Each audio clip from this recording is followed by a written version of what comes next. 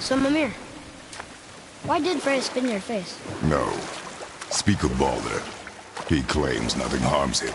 Aye, Baldur is blessed with invulnerability to all threats, physical or magical. Boasting of a god. Everyone has a weakness. Not him, I'm afraid. Baldur is blessed with invulnerability to all threats, physical or magical. You just said that, Mimir. Did I? What is the source of this power? Well, as I recall, it involved, a spell? Mimir? Parts of my brain must still be coming back to life. Just need a moment to finish waking up. Hope he's not broken.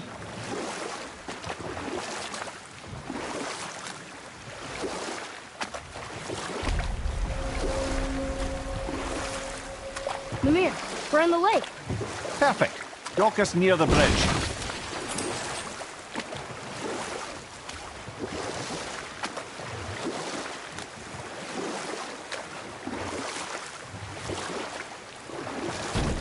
Mimir, you never did tell me why Freya spit in your face.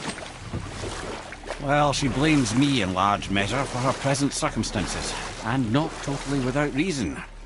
It all goes back to the long war between the Aesir and Vanir.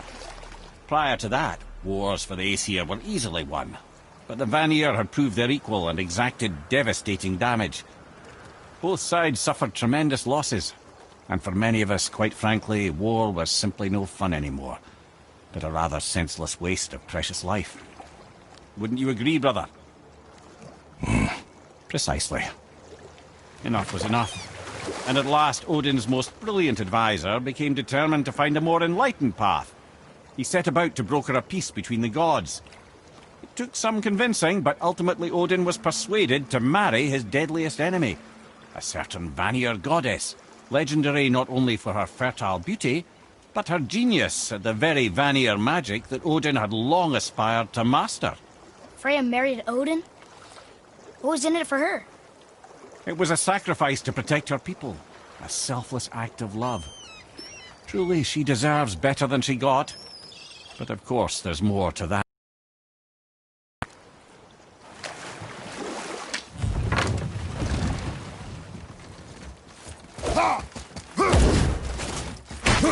Ed, how do we speak to the serpent? There's a horn on a platform at the middle point of the bridge. Take me to it. Finally, that horn!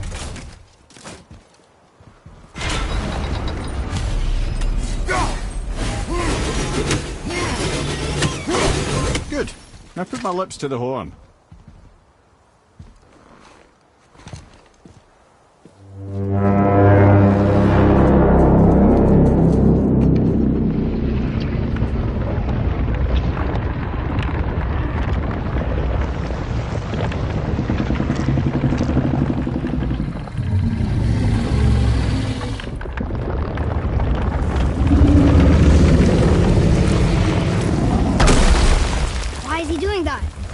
Odin had that statue made in honor of Thor.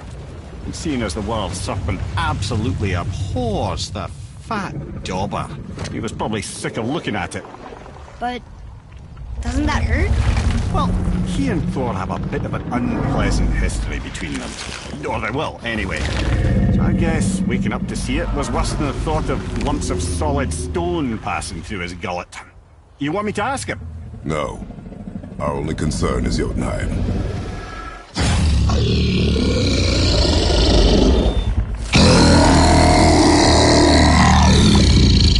All right, wish me luck. Oh, ha ha ha!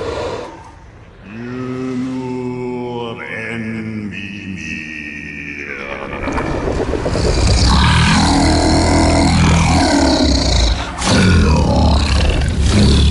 I've still got it, lads. He remembers me. Why you? Oh no, that's not right. Makuna untun kun.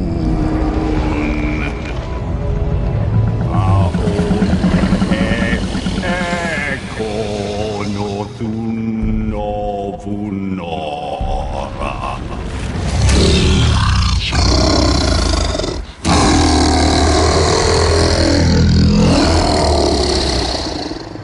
pain of your loss. He will help you.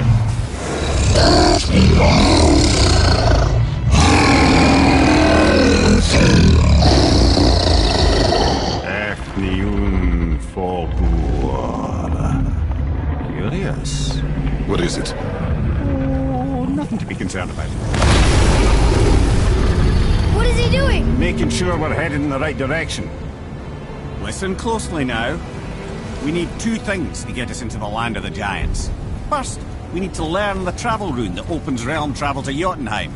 Second, we need to carve that rune into the special gateway. Is that one of the peak where we first met you? Correct. Except the giants, in their infinite wisdom, saw to it that no ordinary chisel would do the job. Only the tip of a magical chisel opens that gate. Luckily, I know where it is. And it's not far. He looked kind of mad for a moment there. Now that, he thought I said you were friends of Odin. You'll forgive me. Never spoken the ancient tongue sober.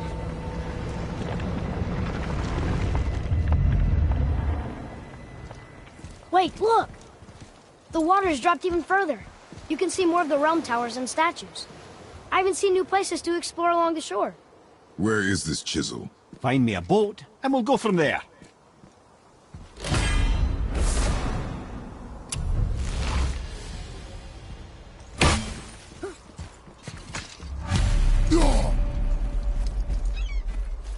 I don't think we should disturb Jormungandr without some reason.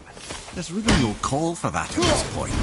I don't think we should disturb Jormungandr without some reason. There's really no call for that at this point.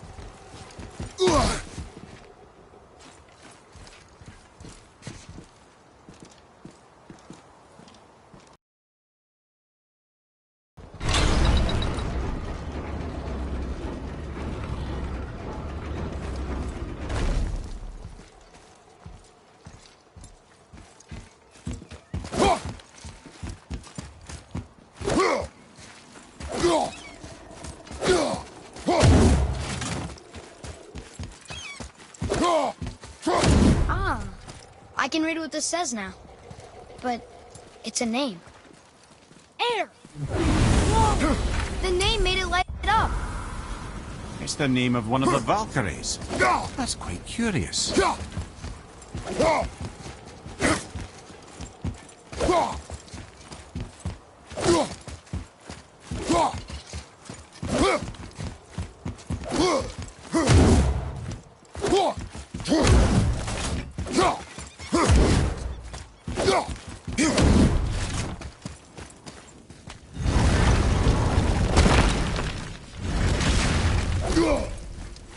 Oh there. Got another favor to ask you. What do you want, dwarf? I got another lead on my old pal on Vari. Meet me at the Lawnsoother mines. There's some fancy-dancy loot in it for you. Another lead? But we already found him. Well, found his hand anyways. I'll explain at the mines. These ones is just south of the river pass. Now you two want something, or you just gonna stand there all gag-scrapped and slack-jawed?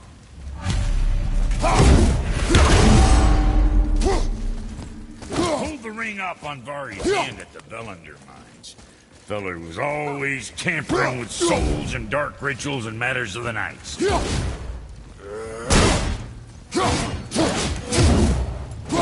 Just the sound of his hammer flattening metal were enough to spook my fires all blissful.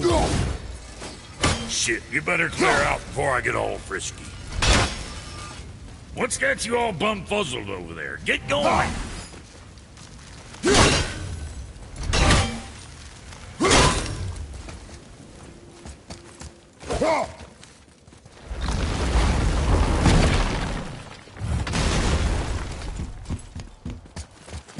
So when we get to the boat, we can either look for that special chisel now, or go exploring for a little while. I'm happy with whatever you want to do.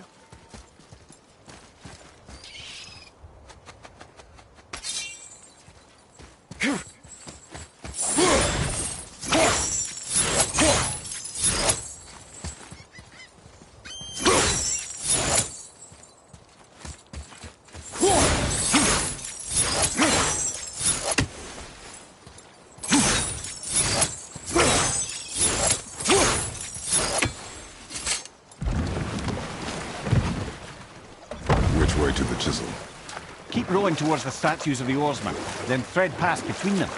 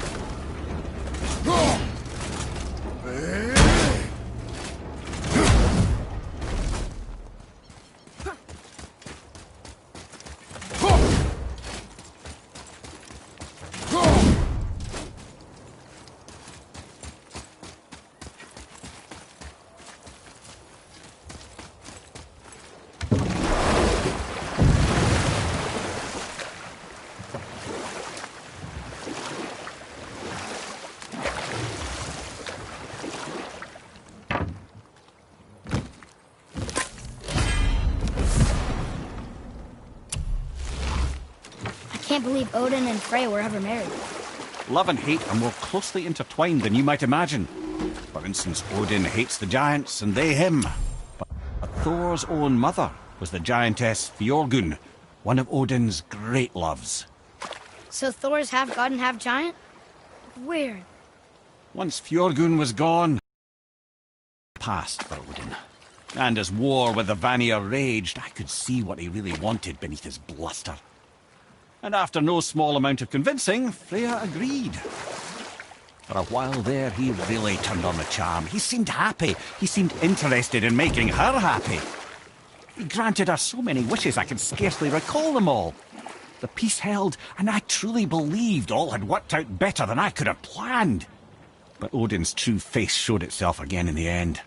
Oh, he won Freya's trust, and she taught him some of her Vanir magic, another choice she would live to bitterly regret. Sadly, despite his wise counsellors' best efforts to persuade him that peace was the only true path to stave off Ragnarok, Odin never let go of his obsession with Jotunheim. The taste of Vanir magic led him to new forms of experimentation and new levels of depravity.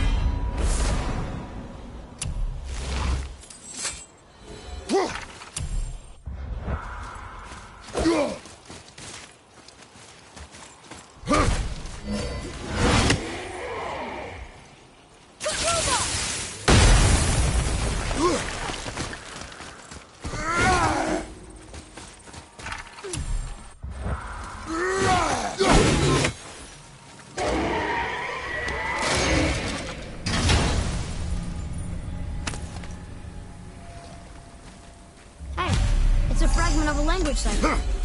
We should look for more like this.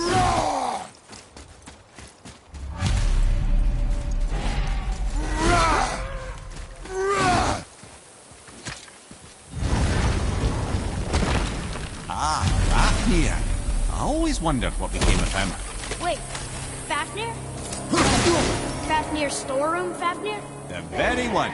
But Sindri said he was a dwarf. He was. And now he's a dragon. Funny how life works, isn't it? He's chained up. Perhaps we should keep an eye out for binding shrines and free the poor bastard. Aye, lads?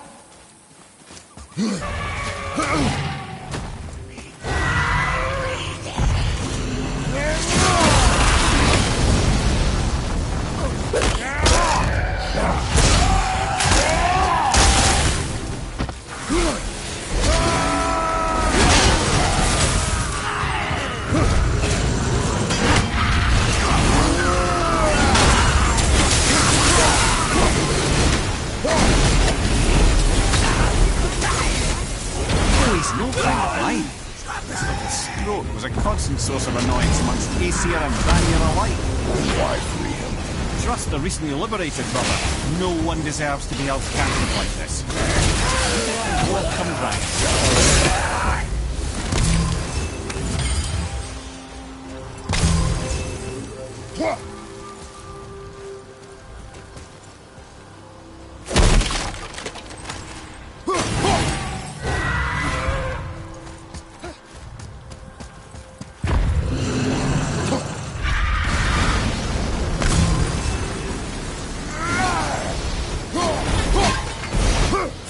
Seen one of those before.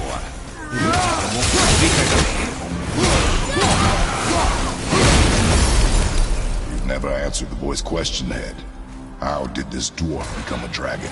I don't know for certain, though I'd wager his penchant for stealing magical artifacts had something to do with it.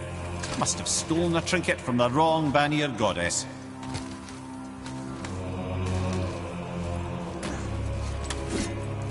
Boy.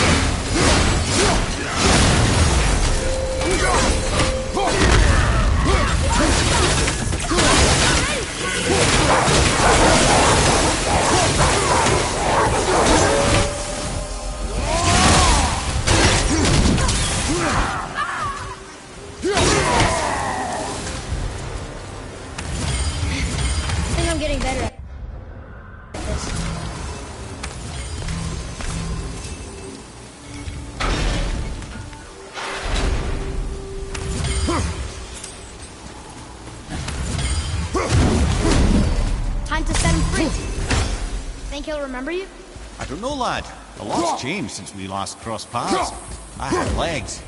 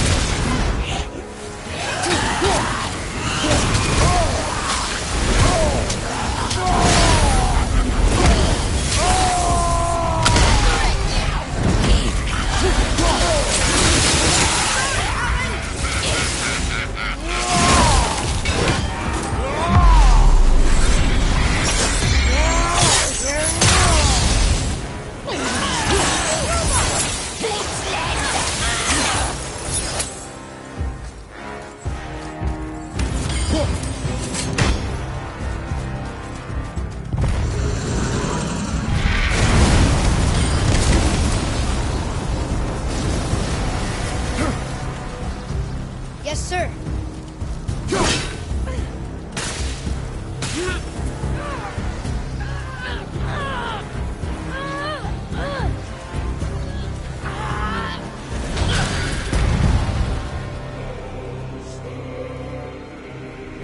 There you go, you wee little bugger.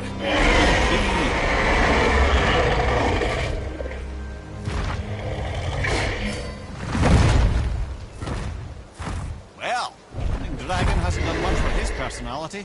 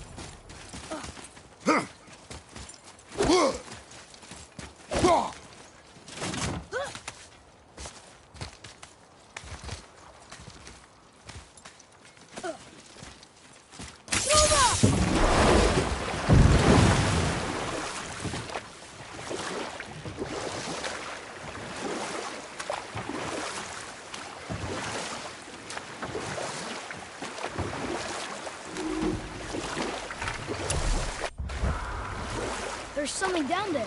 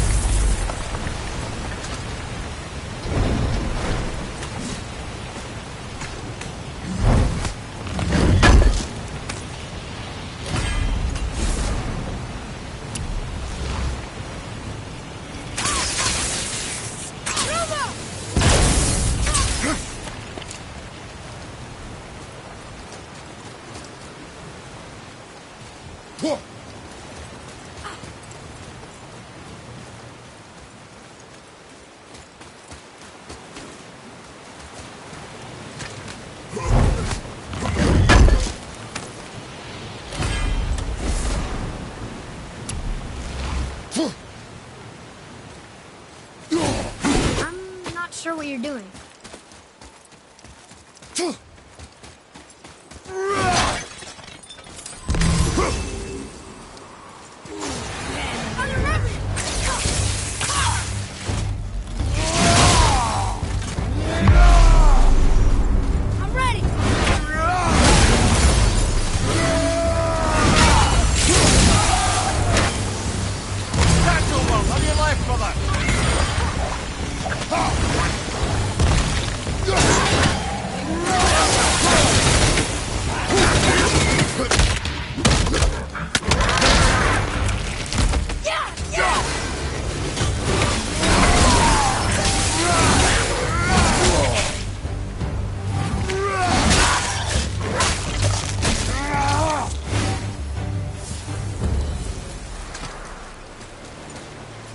Good, right?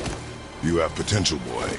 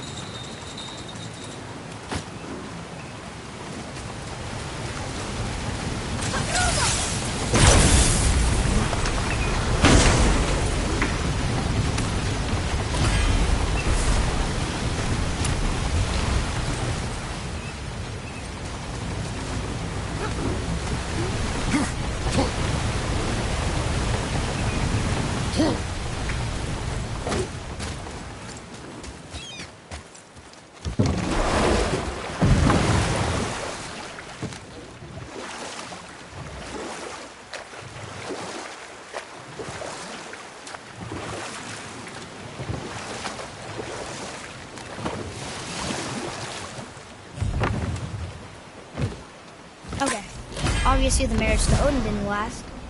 But how did Freya end up a hermit in the woods? Oh, that was a singular piece of cruelty, even for Odin. As if the marriage wasn't punishment enough. Freya was better to him than he deserved. She stuck it out through all manner of indignity, all in the name of maintaining peace and safety for her people. But Odin's madness, his tyranny, his corruption of her magics, it became more than she could stomach, and at long last she broke it off. Odin's wrath was fierce, and his curses upon her were more than she dared to fear. But her magic was so much stronger than his. After so much time together, he knew her vulnerabilities, and exploited them to craft curses she could never break. Oh, like not being able to leave Midgard. Worse still, he robbed her of her warrior spirit. Freya cannot fight, even to defend herself. No living thing may she harm by blade nor spell. In a world this belligerent, what choice does she have but isolation? Poor Freya. I guess if I was her, I'd spit in your face too. Aye, lad. So would I.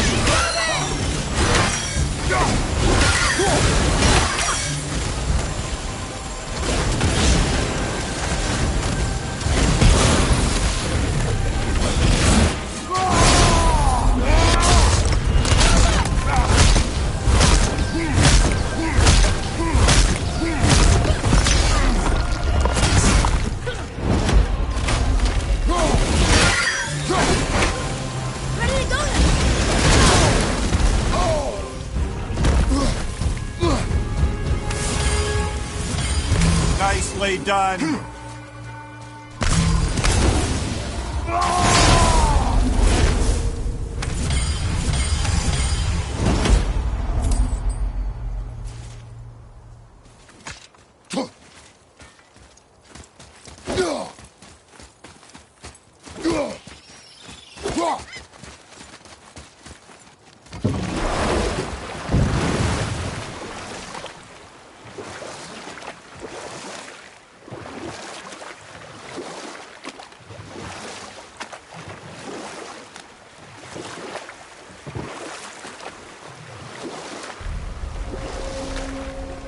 Mimir, there was a shrine about a giant lady with lots of books and visions. Ah, that would be GoW, the Knowledge Keeper. She was a gifted sorceress who gathered every tome of arcane wisdom she could find in the realms, all in the hopes of augmenting her powers of prophecy, that she might find her lost husband, our VID-E-O. Enough. No stories. Not while on foot. Our focus is the road. Completely understand. I'll finish later, lad.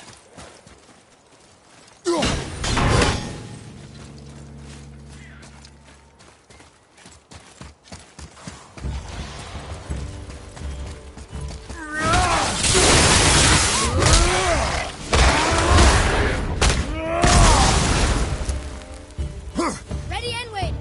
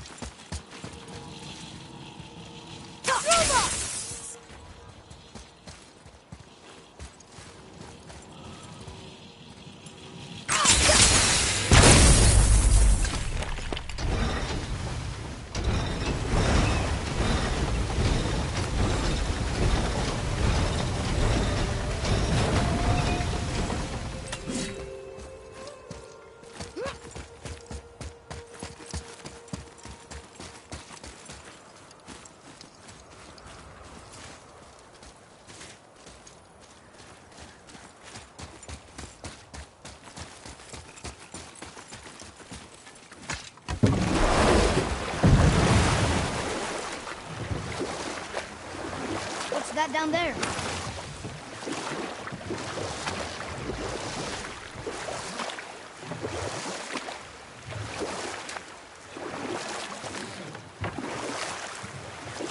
Mimir, you were in the middle of a story before. GoW the sorceress assembled a library of arcane knowledge, hoping to increase her prophetic powers to find her lost husband. But it was not her husband she would glimpse in her visions. For it was GoW, seeing longer and farther than any before or since, who witnessed Ragnarok, the end and the beginning. When Odin caught word of her ultimate prophecy, he maneuvered to obtain her knowledge and hoard it for himself. GoW knew Odin as a long-time patron of her services, and so she welcomed him into her library as a friend. What she did not know is that Odin himself was behind her husband's disappearance, having used his enchantments to conceal his death at Thor's hands from her sight. Smiling, jealous Odin took her by the throat, and with his very hands he stole her library and her life for his own. I always knew Odin was bad. But that's just... Ruthless, barbaric, heartless? That's Odin. In fact, we would do well to sit here in silence for the next few moments and reflect on Odin's capacity for cruelty. And so... Reflect longer.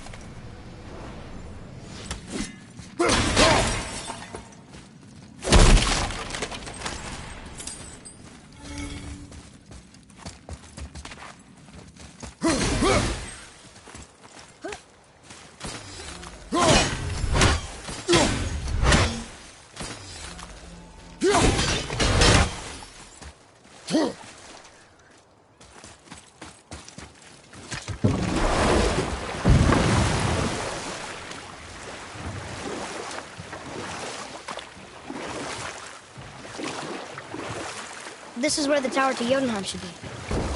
Feels strange somehow. No doubt some arcane magics were involved. I would be not at all surprised to learn you were sensitive to that.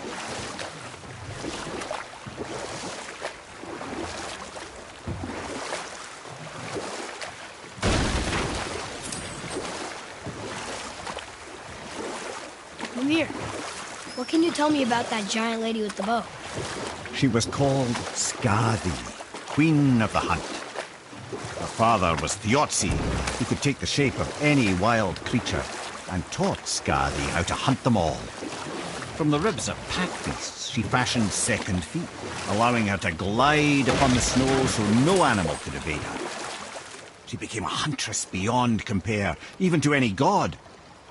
Odin himself wanted her for his bride, believing she would bear him strong sons. But she spurned his affections, and for that insult, Odin vowed revenge. It was put forth that the Aesir were plagued by an eagle who would steal the precious golden apples of Idun. Not even the finest archer among the gods could bring it down. Odin knew that Skadi could not resist the temptation to prove herself superior, and so she joined the hunt. Skadi tracked the eagle as it flew where she alone could glide, and loosed an arrow from her unerring bow. When she collected her quarry, she found no eagle at all, but her own father, poor Thiotzi, slain by his own daughter.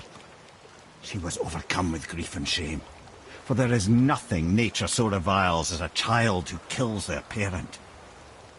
Skadi succumbed to her fate as winter's blanket fell, holding her father as the mountain held her in an embrace to last eternity. Well, that was sad. I'll just tell you this story later.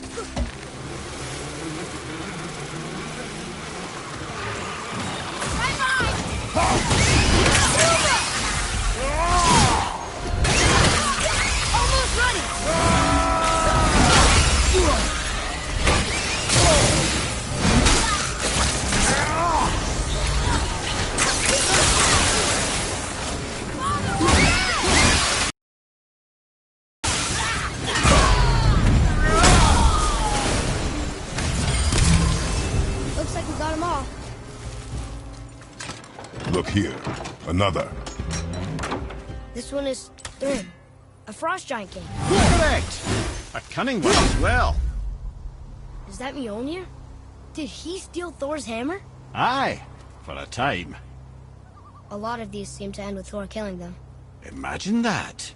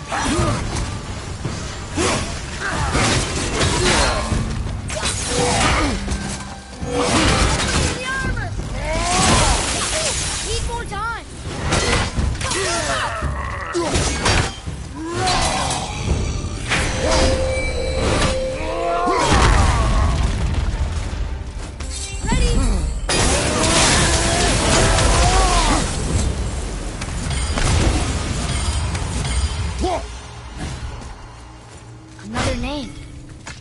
Kara! Another Valkyrie. That's no coincidence. But who'd have etched them on Tyr's braziers?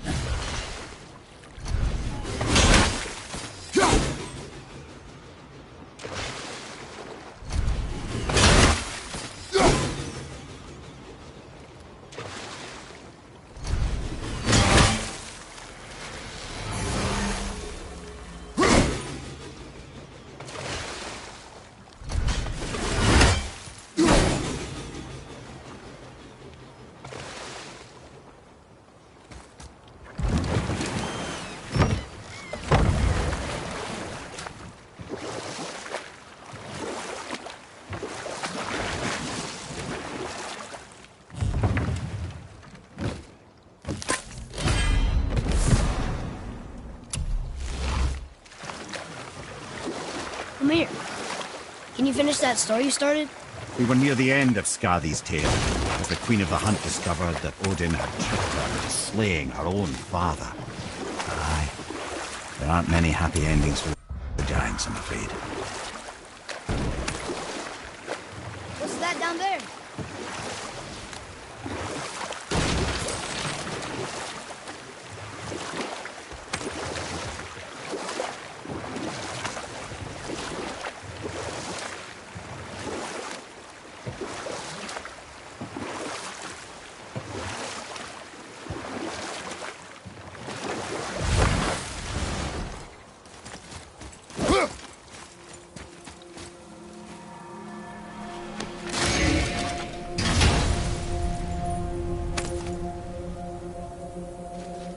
Another piece of the language cipher. Good.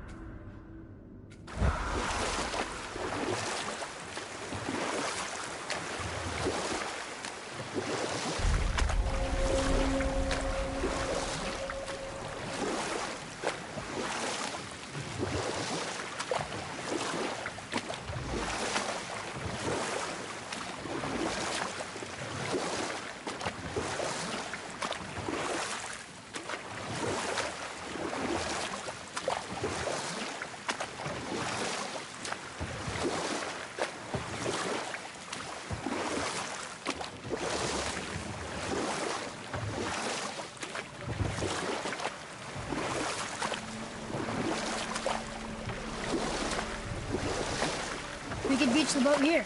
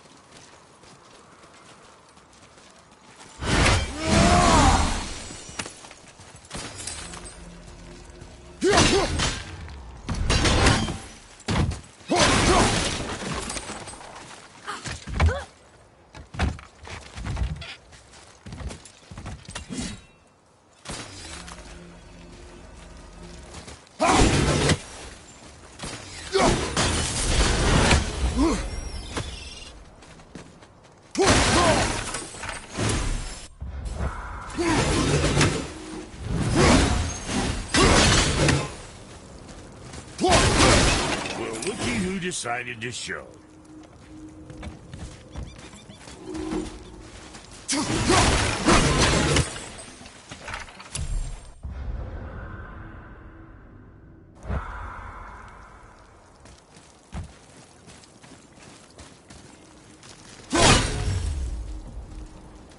Talk to this here ring. What? I can't hear thoughts from rings, Brock. It's talking to me! It's Anvari! Ha! Knew it.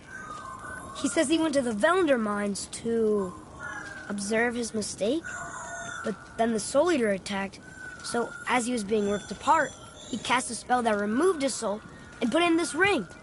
And then he... What about all his stuff? Huh? Anvari had a workshop here with all sorts of posh doodads and ornatery tools, and one beaut of a hammer. You make mention of it still in there? You're upsetting him. Your point? You fellas take Anvari with you and go have a look-see. If you find his hammer, I'll whip up something real nice for you.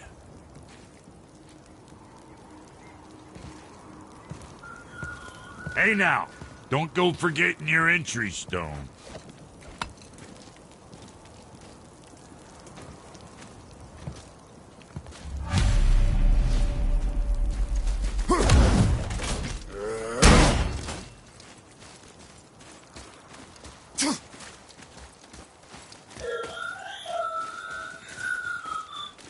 Invari isn't happy about us taking his stuff. I do not care. I'm not gonna tell him that.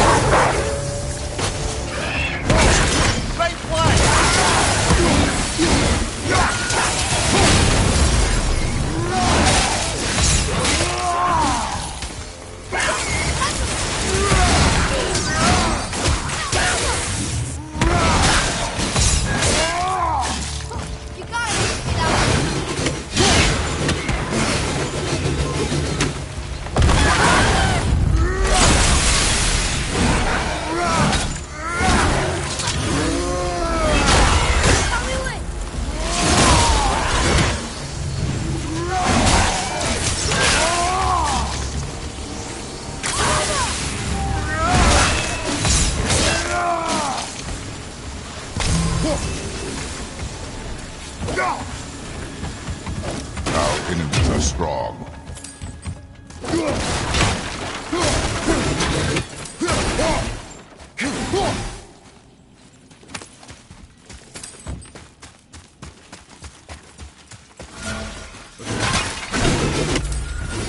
Invari says this dwarf was part of his crew. That he died because of his mistakes. He sounds sad. The ring's grief is of little importance, boy.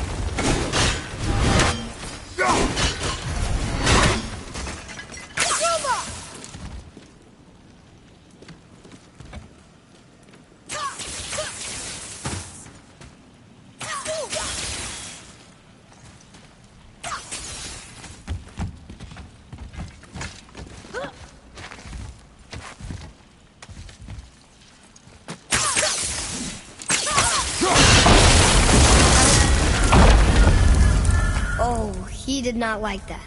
He's warning us not to go down there. Stop listening to the ring, boy. It cannot be trusted.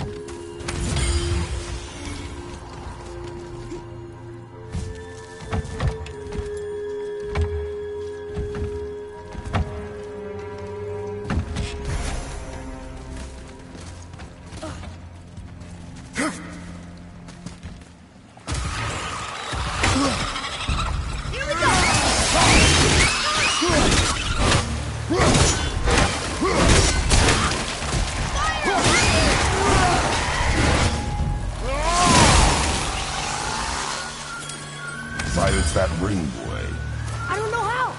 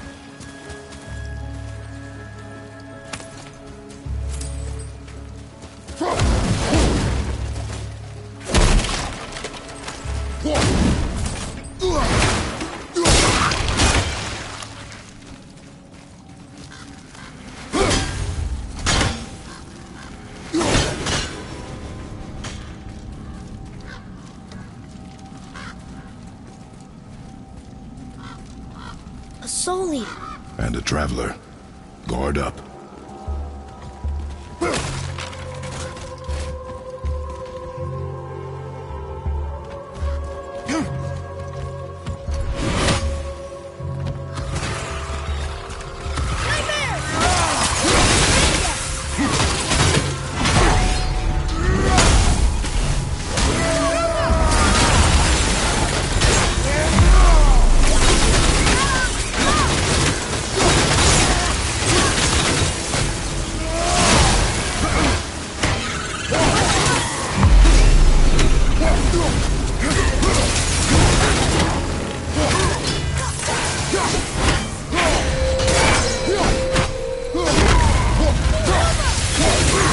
Nice shot.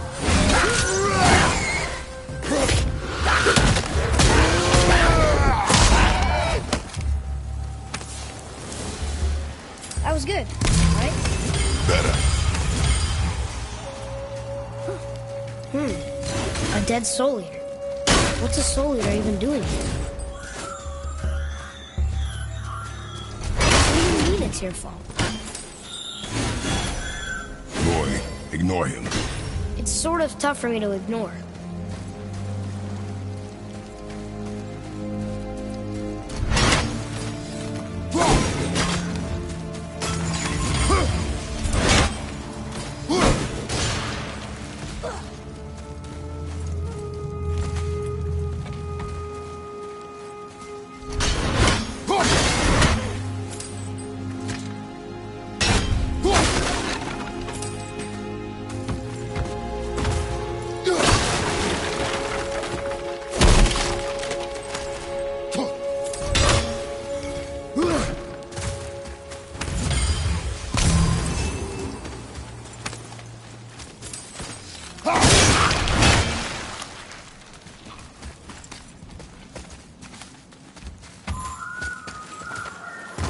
He says this chest will trigger a bunch of traps.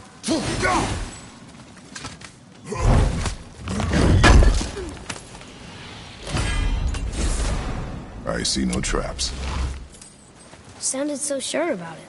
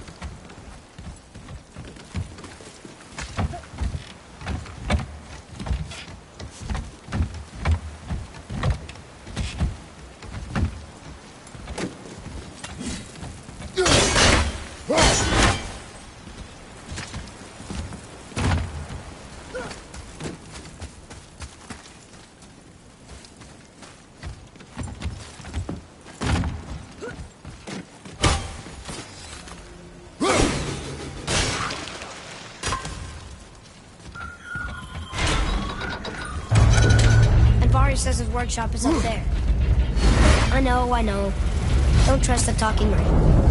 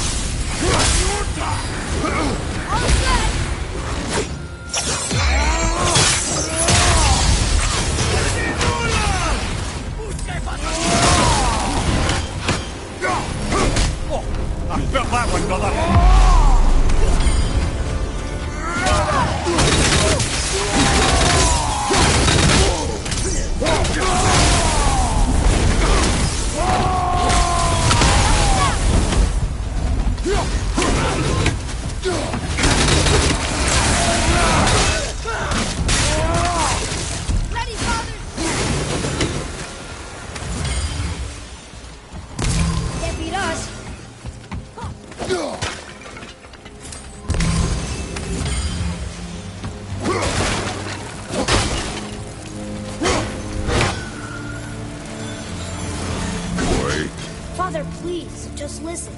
Envari's crew did something bad here. He's glad you destroyed his lab. And his hammer is just through this gate.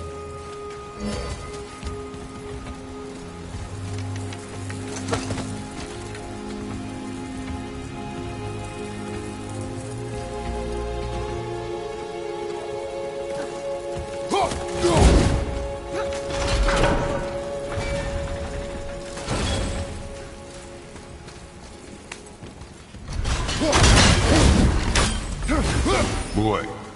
Yes, sir.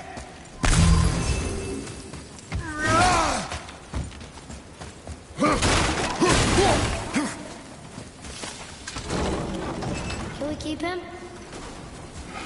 We will talk to the blue one. Ready yourself, boy!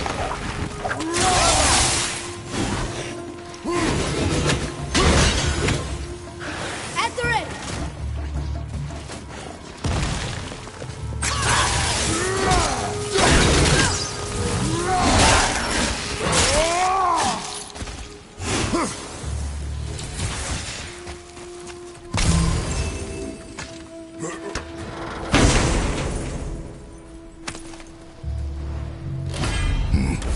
This is a fine hammer.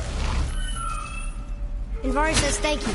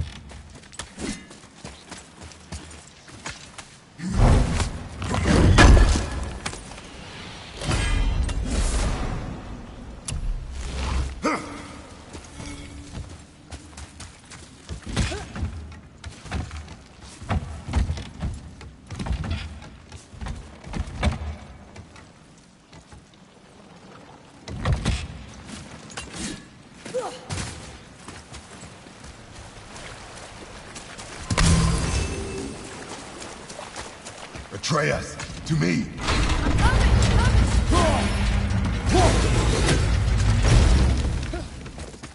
Here, boy. Treasure map. All right.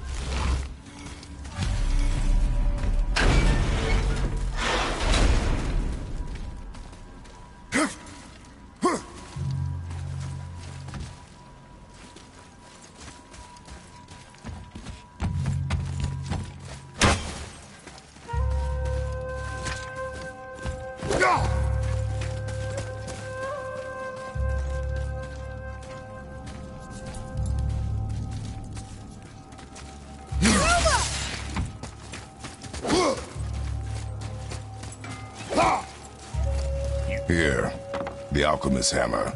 His spirit is a nuisance. Nah, Anvari always was an asshole. Hell of an alchemist, though.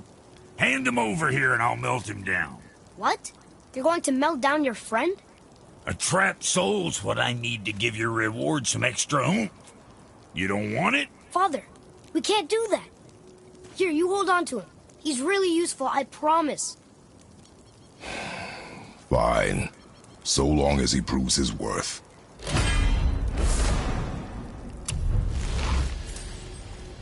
Kid's a bit of a softy, huh? Well, he'll grow out of it. Let's do it.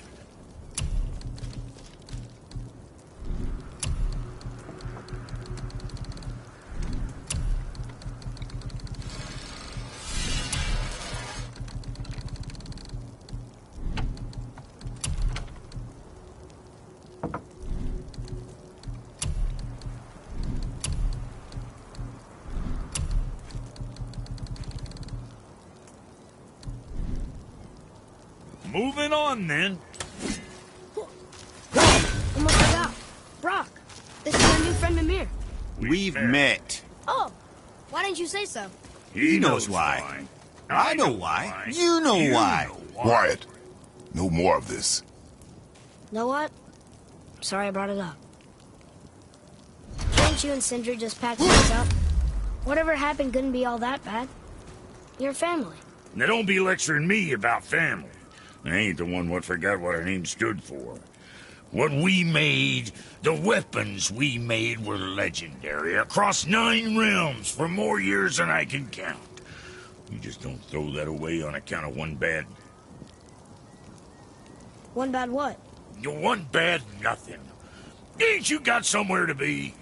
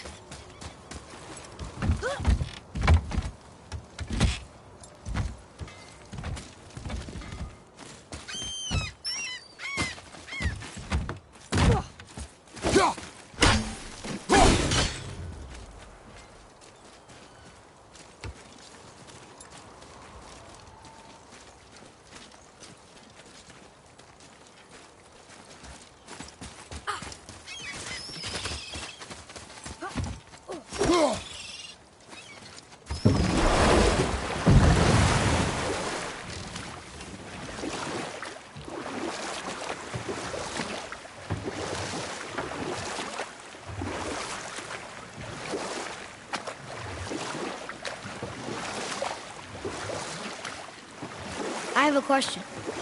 If Ymir was the first giant, where did he come from?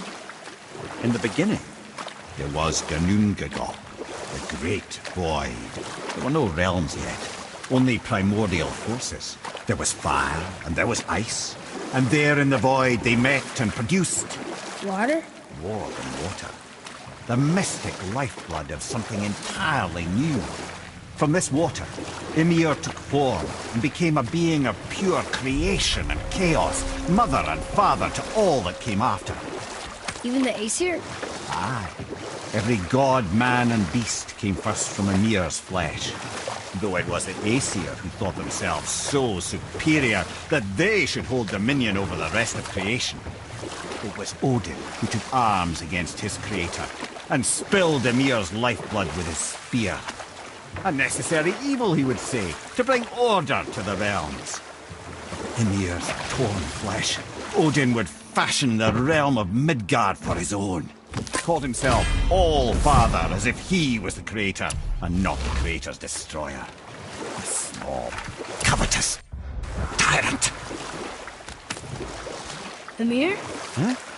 Oh, sorry, my boy. You know, I think it best we just end it there, actually.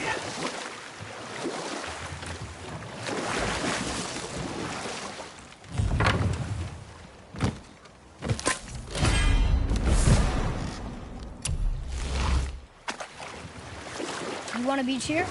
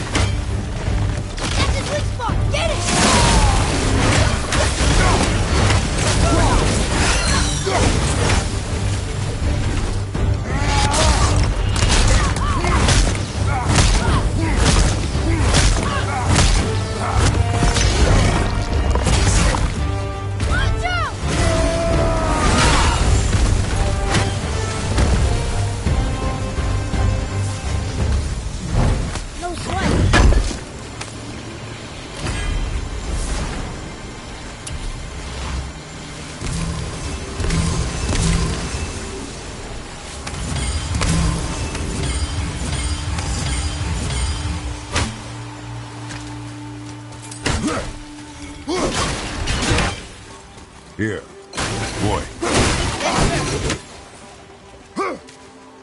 Hey, it's another treasure.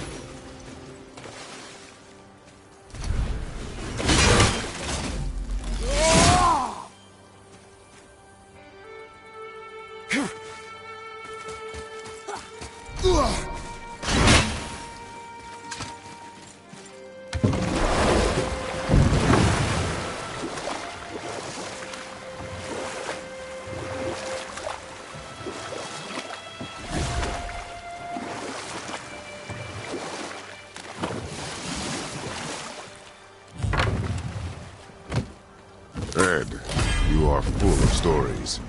When will you tell one that entertains? I beg your pardon? He just insulted you. Yeah, I got that.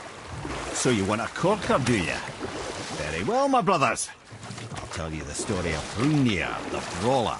The real story. There was a huge battle, right? His shrine had him in the middle, fighting off Aesir. A pretty story, but no. Hrungnir, you see, was born with neither head nor heart. So the giants had to complete him with stone. He was strong, to be sure, but also a perfect simpleton. Odin met him wandering in Midgard one day, found him so amusing, so harmless, so gullible, that he invites him back to his palace in Asgard. There he gives Hrungnir his fill of mead, and goads him into all manner of boasts and antics, all for the amusement of the court. I was there. I saw the Aesir laugh as Hrungnir leapt upon his shield and swore he'd kill us all and take our womenfolk back to Jotunheim. Then Thor shows up. And does he laugh? Oh no. Thor takes one look at the drunken stone buffoon and brings down Mjolnir on his head so hard that he's got chunks of Hrungnir in his own skull to this day. Thor is so startled by the face full of rock, he doesn't notice Hrungnir's body topple right onto him with a sickening crunch. And again, the roars of laughter echo through the palace halls. That's an awful story, Mimir. Nothing like the ones Mother told me. Let that be a lesson, my son. Truth is seldom so pretty as myth and legend.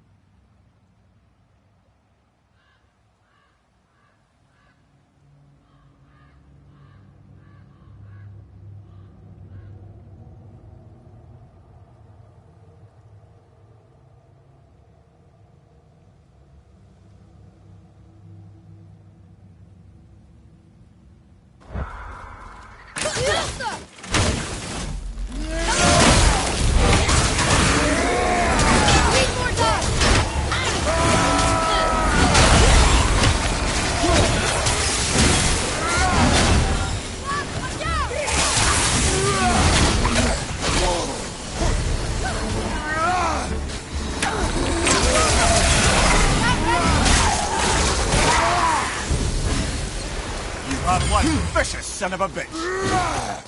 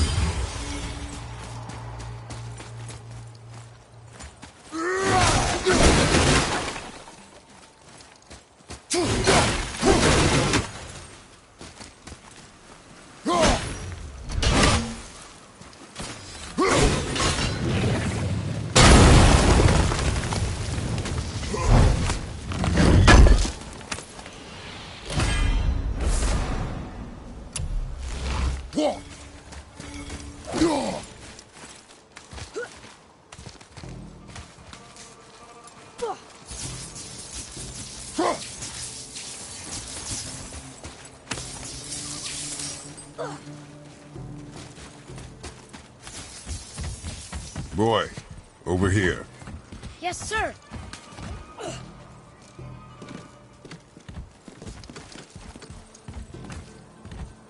Wonder who wrote this.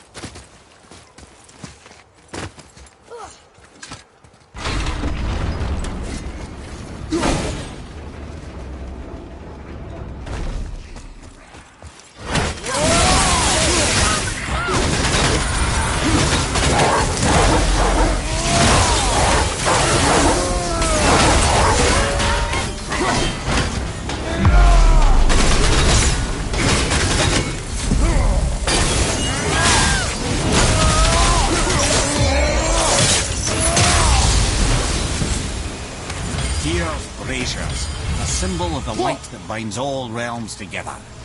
Why would he use those strange runes, though? Now you mention it, he wouldn't.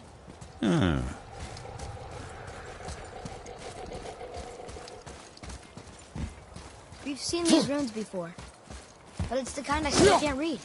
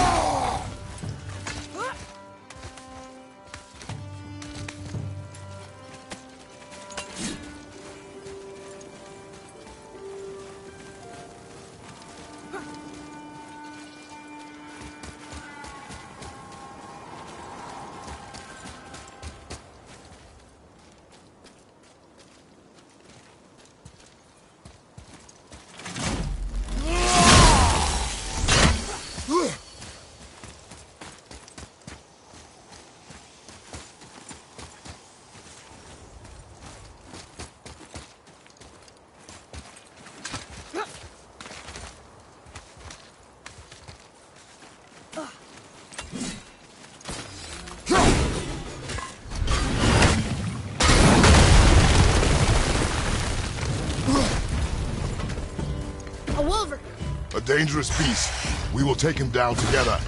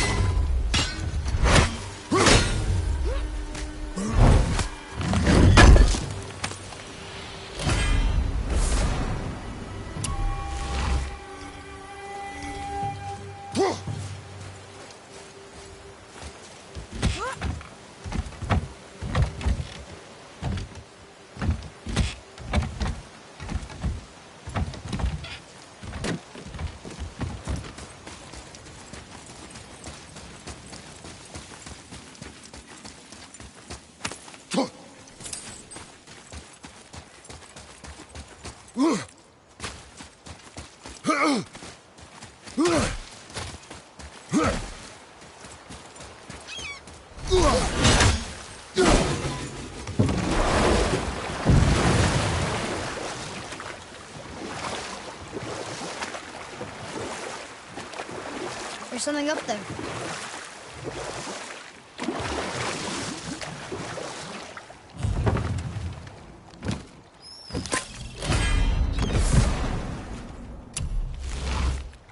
Lemire, why don't you tell us the story of the giant that stole Thor's hammer? Happily, my boy. It involves your friend Freya, too, though I don't expect it's one she'd enjoy being reminded of. The giant was called Thrym, and he proved cunning enough to make off with Mjolnir while the Thunder Lummox slept. Sadly for Thrym, he didn't always think with his brain.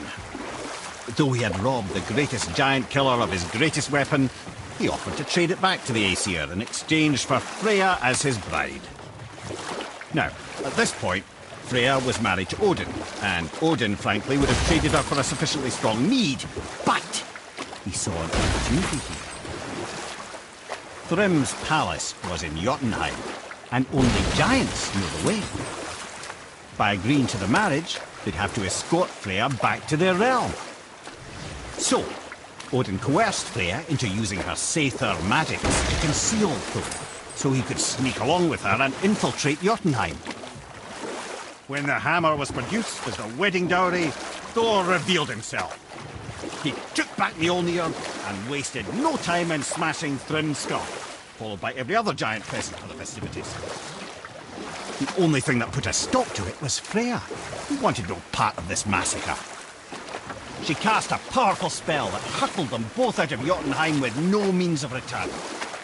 Odin was livid, hoping that Thor's foothold in Jotunheim would become his own. And oh, would he ever revenge himself upon Freya? What is the point of this story, Ed? Well, for Thrym, the lesson would be to keep his priorities straight. For Freya, it's that doing good has a price. For Thor, it's that no object of power makes you what you are. And if what you are is the biggest butchering bastard in the 9 realms, nobody can take that away from you. We can beach over here.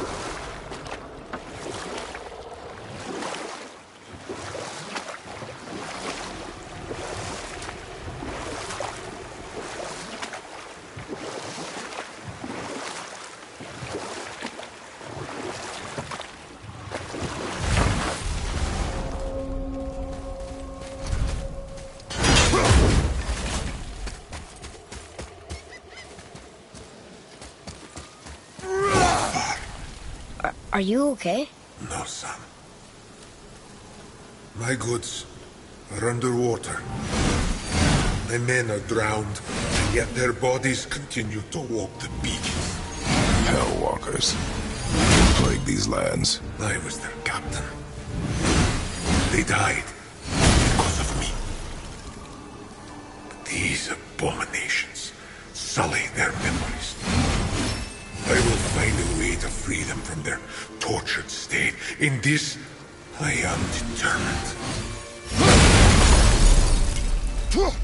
The thunderstorm scattered all 3 of my ships across the lake.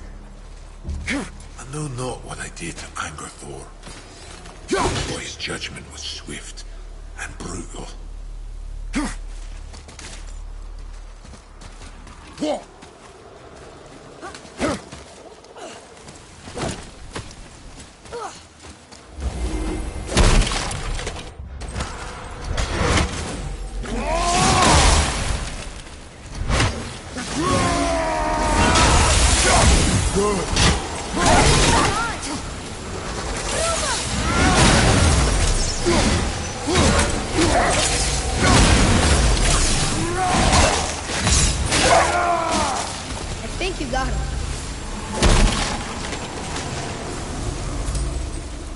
I do?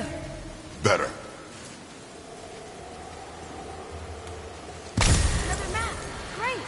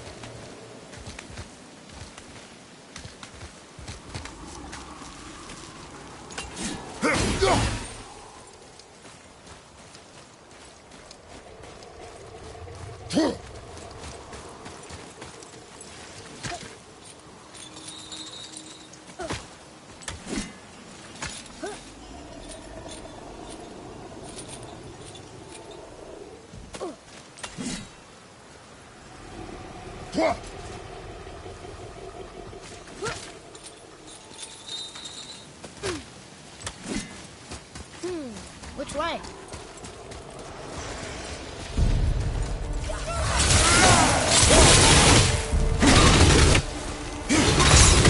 At the ready.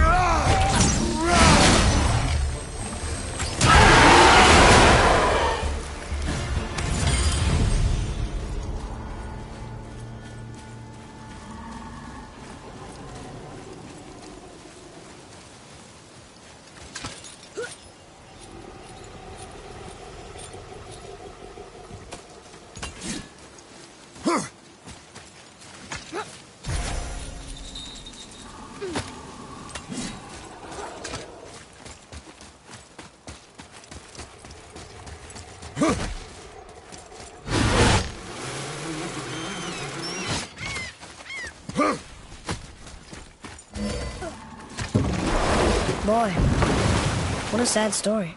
Yes. We should help him. Really? You are surprised. Well, yeah. I didn't think you'd care about helping a spirit. Fighting more Hellwalkers is good experience for you. Ah.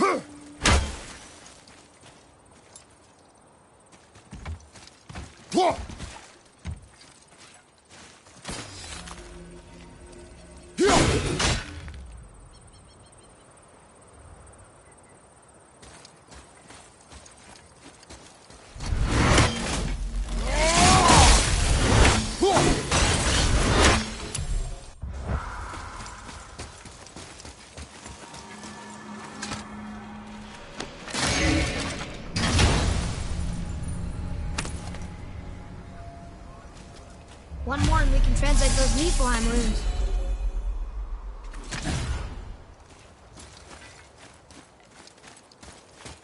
Here. Boy. Sir.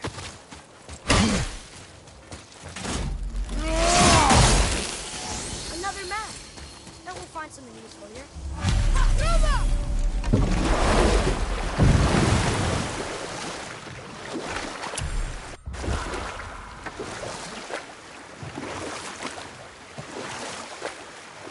Wow. It's like there was an entire city under the water. Aye, lad. A forgotten city. What was it called? Well, I forgot.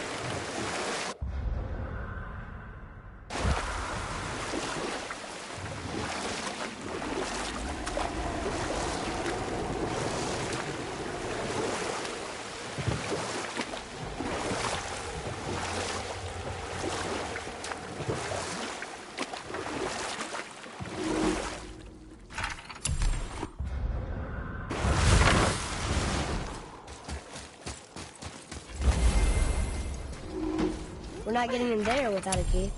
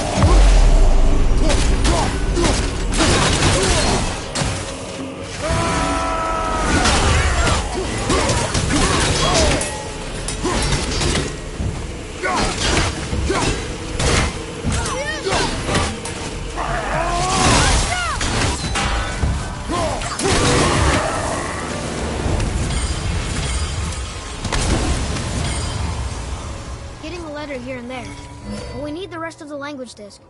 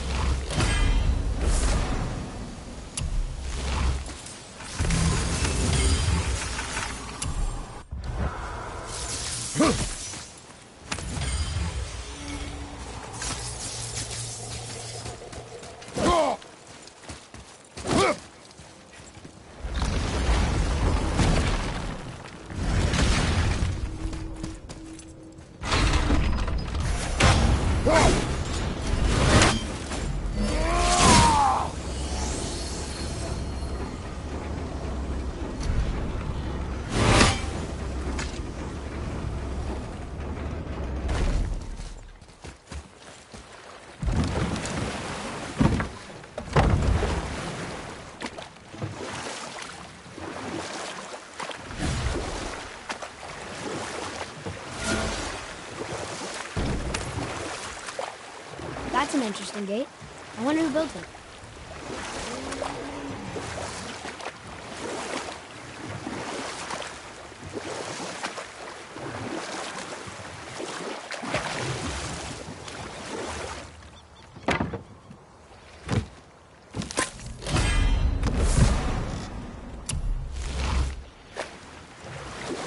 Should we dock on this beach?